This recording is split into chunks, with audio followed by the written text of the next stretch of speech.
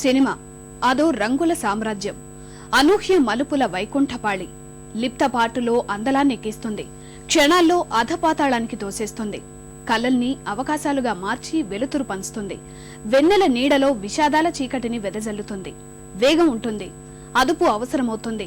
ఇష్టాలు అనుసరిస్తుంటాయి, కష్టాలు దాగుంటాయి. ఈ పాకుడు రాళ్ల మీద పట్టు తప్పిందంటే నిలదొక్కుకోవడానికి నిండు జీవితం సరిపోదు. సినీ లోకంలోని ఈ ఎత్తుపల్లాలన్నింటికీ నిలువెత్తు నిదర్శనం సిల్క్ స్మిత.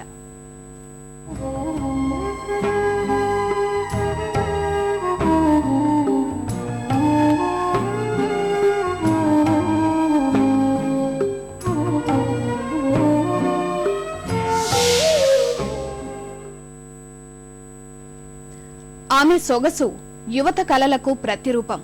ఆమె నృత్యం నిర్మాతలకు కాసుల వర్షం. వలపులతో యువత తలపుల్లో నిద్రపోయిన తారం.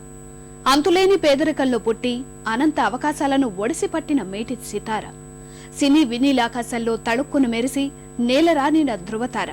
ఆమె వైవిధ్యాల కలబోత సిల్క్ స్మిత. 500కు పైగా చిత్రాల్లో నటించిన స్మిత జీవితమంతా సినిమా కథలాంటిదే.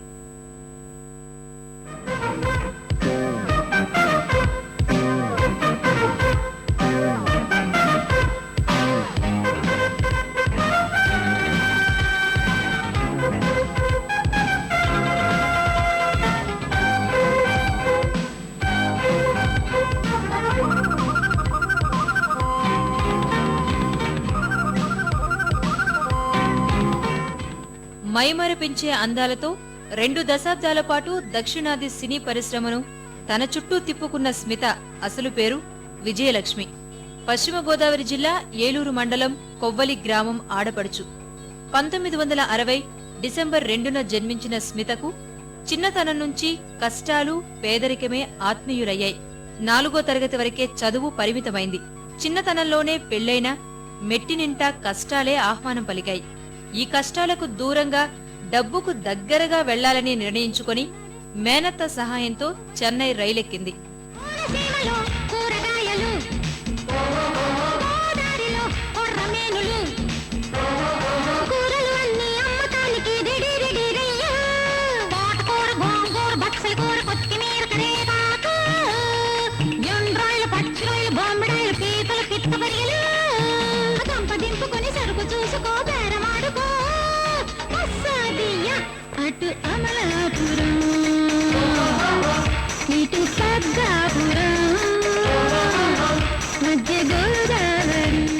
తొలుత ఓ ద్వితీయ శ్రేణి నటి వద్ద సహాయకురాలిగా చేరింది.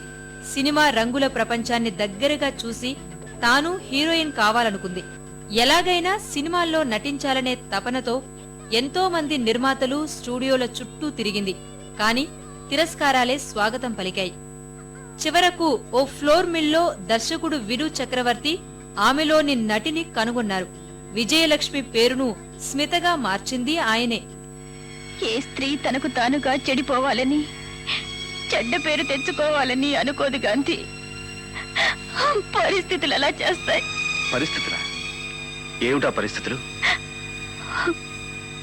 నా తల్లిదండ్రులు నాకు మొగుణ్ణి కట్టబెట్టగలిగారే కానీ మగాణ్ణి కాదు.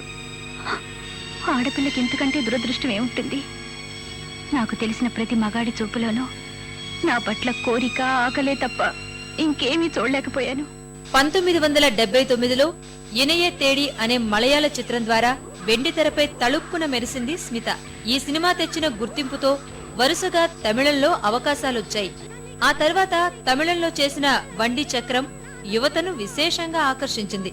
సిల్క్ అనే బార్ డాన్సర్ పాత్రలో ఒదిగిపోయిన స్మితకు కళాప్రియులు బ్రహ్మరథం పట్టారు. అనంతరం ఆ పేరే ఆమె ఇంటి పేరుగా మారింది.